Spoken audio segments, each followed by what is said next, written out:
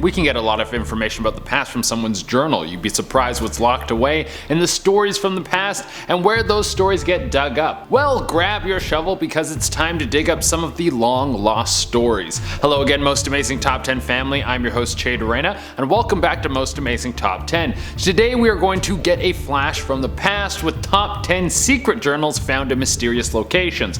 As always, I would love it if you could like, comment, subscribe, and hit the little notification bell, and stick around until the end of the list because I'm going to be answering some questions from my Instagram inbox. If you want me to answer your question, you can hit me up through the gram without taking any longer. Let's get into this list. Coming in at number 10, we have Marco Polo's diaries. Doing what Marco Polo did now would be similar to flying into space to find some untouched corners of the universe, finding out what races live out there, figuring out how they talk, and then doing trade with them, all while marking down your information so people down the road can learn from the wonders you saw. Marco Polo's diaries were written in the late 13th century and early 14th century, and they catalog his adventures through Asia when much of these areas hadn't been explored by Europeans. He left to go trade with the people of those parts and to make contact in ways that many of the people before him had not. It's wild to think about the adventures that this man must have been on, and you can read about a lot of it today by just looking up his journals online. Many of them have been transcribed into English. Coming in at number 9, we have Ludwig van Beethoven. You know that you were making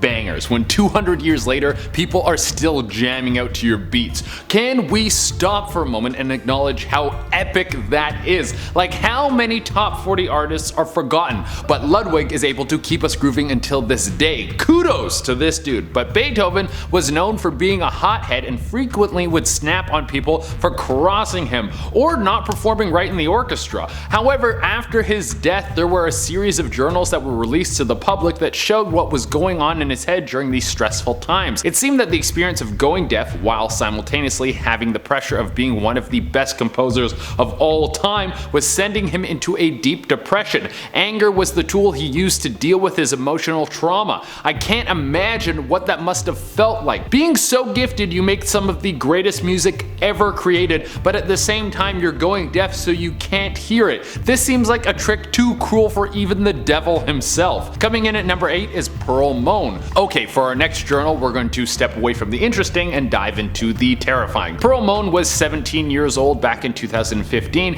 and she was about to unleash the most horrible thing she would ever do to a person. She would stalk and stab a poor woman who was just sitting on a bench alone. She stabbed this woman upwards of 20 times and then left her there to die. And luckily the woman lived and she was able to get help before she succumbed to her wounds. Pearl was arrested not long after she attacked this woman. Once the police were certain that they had arrested the right person, an investigation was launched, and in Pearl's room they found the piece of evidence that would seal her fate. Tucked away in her drawer was her diary that talked about the night she stabbed this poor woman. She wrote that the experience was exciting and fantastic, that the fight or flight mode that she was thrown into brought her into a crisp unreality, and she was proud of herself. This is a truly disturbing journal that you might not want to read. Coming at number 7 are the Pliny Younger letters. There are only so many ways that we can decipher the past. One of them is by digging up old notes. The letters of Pliny Younger are some of the most detailed if you want to get a look at what the world was like back in ancient Rome. It highlights some of the most tragic memories of the time, like Mount Vesuvius exploding and covering the city of Pompeii in a cloud of ash that would end the city forever. Being able to pick up these writings is like being able to jump into a time machine. Pliny was able to meet with some of the greatest philosophers of that era, so some of these journals can give you an insight into what these men were like. It gives us a little bit more information about the past, but in the end it will leave you with even more questions than before. Coming in at number 6 is Da Vinci's notebooks. Now, these papers were not assembled as journals originally, but after they were discovered, it would seem like a terrible idea to not compile his work into one unit that can be studied. The journals range from a variety of topics. There's stuff about his thoughts on the human body and how it functioned. There's notes on machines that were sitting in this man's mind, machines that seemed like they were sent through time with the knowledge of the future because he was imagining things that weren't even close to being built. There were breakdowns on how birds could fly and how we could potentially apply this to people.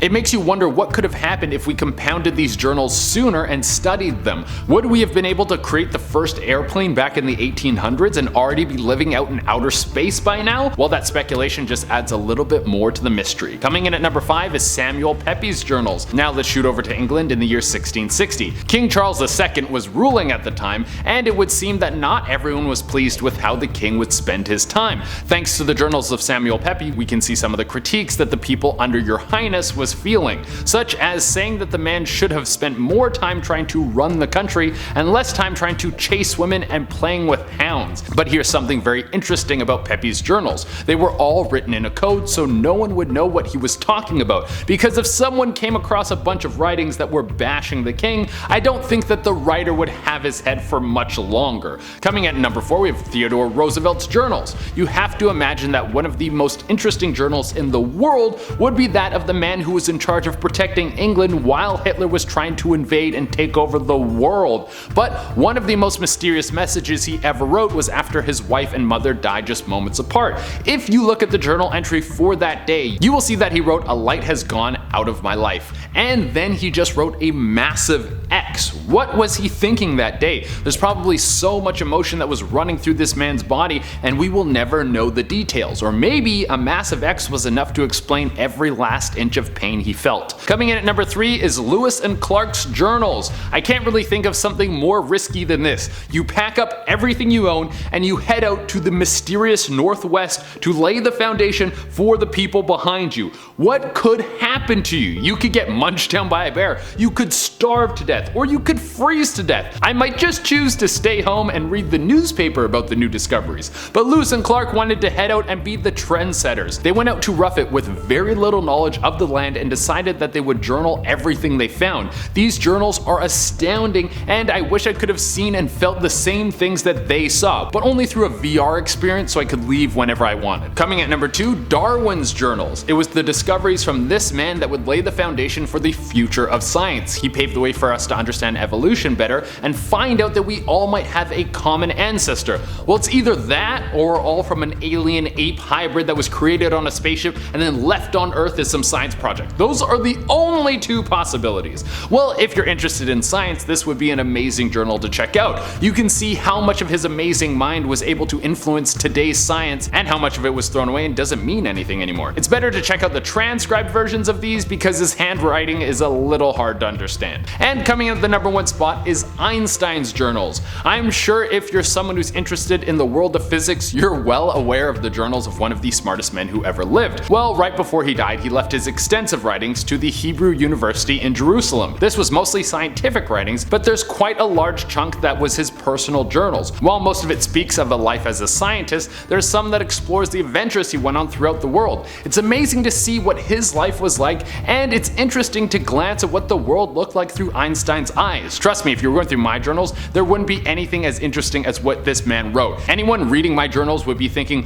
why is there so many spelling mistakes? And 50% of it is just him describing his favorite video game to movie adaptation. I'm a simple man, and I like simple things. Alright guys, that has been our list. Now I'm going to answer some questions from my Instagram inbox. Soft Junko wrote in and asked, would you ever get a piercing, like one on the side of your nose or something like that? And the answer is, I actually used to have a piercing right on the side of my nose. I took it out before it healed because it was taking so long to heal and I couldn't stop playing with it. Also, I used to have my tongue pierced, that was way back in the day, but one day I just got drunk and it fell out, and then by the time I woke up in the morning, the hole had closed up. Bally Bad Yal wrote in and asked, how do you condition your beard? I actually don't condition my beard. The only product I use in my beard is coconut oil, just like my hair and my skin. When I'm moisturizing my skin, I'll just throw a little coconut oil through my beard and it'll keep it nice and smooth and make sure I don't have dry skin on my face. And finally, Fumi D'Angelo wrote and asked, have you tried to tie pigtails into your hair? And I have to say that I have never tried that. I think it would be pretty funny if it worked out. I don't think my hair is long enough though, because even though my afro does look pretty long at times, I can't even tie it back, so I'd have to grow my hair out way longer to be able to do that.